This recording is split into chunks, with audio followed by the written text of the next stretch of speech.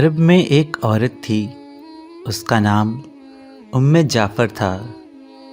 انتہائی سخی تھی، لوگوں میں ایسے تقسیم کرتی تھی کہ دائیں کو بائیں ہاتھ کا پتہ نہ چلے۔ کچھ دنوں سے وہ ایک رستے سے گزرنے لگی۔ اس رستے پر دو اندھے بیٹھے ہوتے ہیں۔ یہ دونوں صدائیں لگاتے۔ ایک کی صدا ہوتی، الہی مجھے اپنے فضل و کرم سے روزی عطا کر۔ دوسرا اندھا کہتا، یا رب مجھے جعفر کا بچا ہوا عطا کر۔ جعفر ان دونوں کی صدائیں سنتی اور دونوں کو عطا کرتی۔ جو شخص اللہ کا فضل طلب کر رہا تھا اسے 2 درہم دیتی، جبکہ جعفر کے فضل کے طلبگار کو ایک بھنی ہوئی مرغی عطا کرتی۔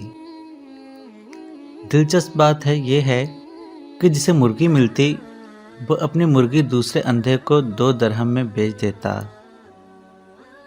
کئی دنوں تک سلسلہ چلتا رہا۔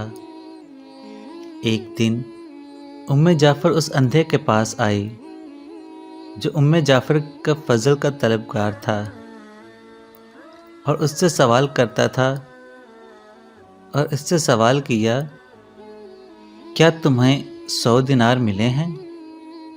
اندھا حیران ہو گیا۔